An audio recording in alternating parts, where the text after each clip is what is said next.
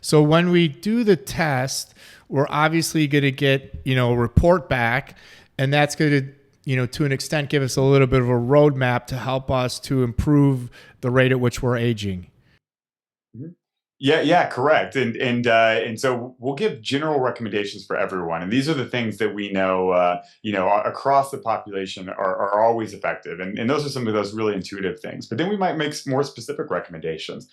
One of our reports goes to, are you likely to lose weight with caloric restriction? So for some people, they might reduce their calories and lose a ton of weight. Other people might reduce their calories the same exact amount and nothing happens. And that can be obviously very, very frustrating. But wouldn't you like to know up front if you're that person? Yeah, that's amazing.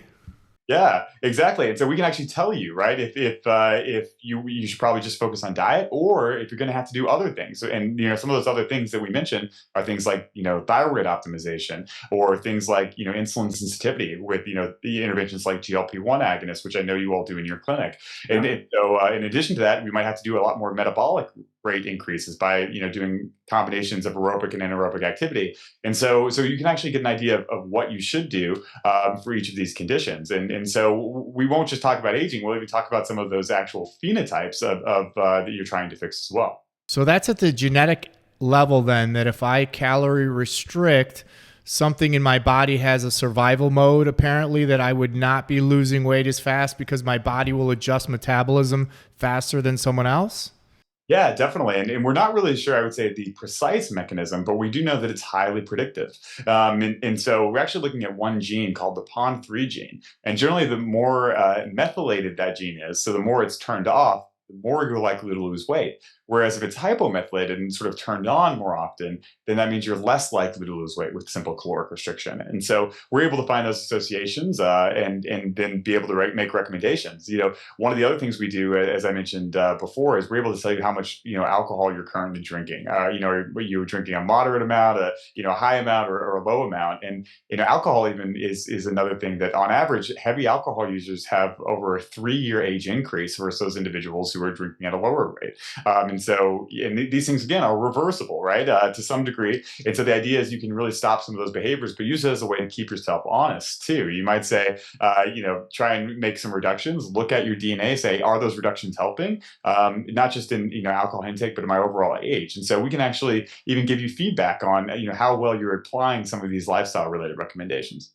I mean, I've seen people who drink, who are heavier drinkers, really do age faster, that I've known for 20 years. And I look at them compared to people who don't drink as much. And I think that the change is so dramatic and obvious that it's almost shocking. I never would have thought that, by the way, until you start to see cases.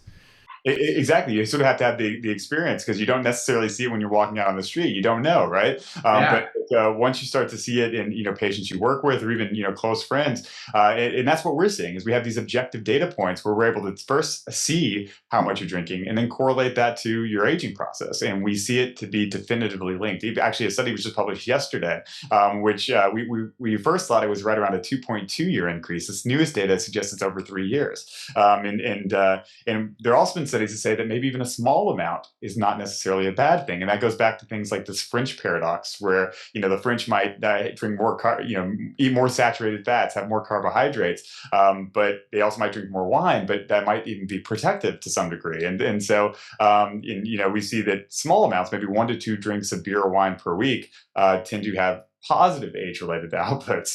And so, again, now that we have a way to measure this process, we can find out what's changing it. And these information is coming at a rapid pace. To date, there have only been right around 10 trials which have looked at a baseline, and then an intervention, and then an outcome. But over these next few years, there are going to be hundreds. And one of my favorite developments in the space, actually the largest well-funded startup of all time by Jeff Bezos, just occurred. It's called Altos Labs, and they're studying basically at the fundamental molecular level how to reverse aging of cells. So how to reset these epigenetic clocks back to zero. And when they do that, it's accompanied with all of these benefits. Particularly, they've even been able to restore vision in mice who have gone blind with age, by just causing these sort of growth factors to be upregulated and the epigenetic clocks to reset. And by doing so, they have all of these positive features. And so now, not to get too sci-fi, but the idea is that we might be reaching what we call this longevity escape velocity, where our ability to turn back the clock is actually outpacing our aging rate. And so we might be able to live for very long periods of time. It's amazing. I always tell our clients that I think that the world is going to become a world of health, have and have nots. And, some of that can be driven by economics, but in general, I think with the research and the data out there, we can now start to make smart lifestyle choices that are going to dramatically improve our health. And if we live the right way, we'll have a level of health beyond what anyone could have comprehended. And then there are people that make the wrong choices that are obviously going to be in poor health and on medications for a big part of their lives. Yeah, no, you're absolutely right. I think a lot of that goes to knowledge, right? If you know what to do, if you can make the changes, it also doesn't necessarily have to be expensive. There are things you can do, but you just have to know what to do.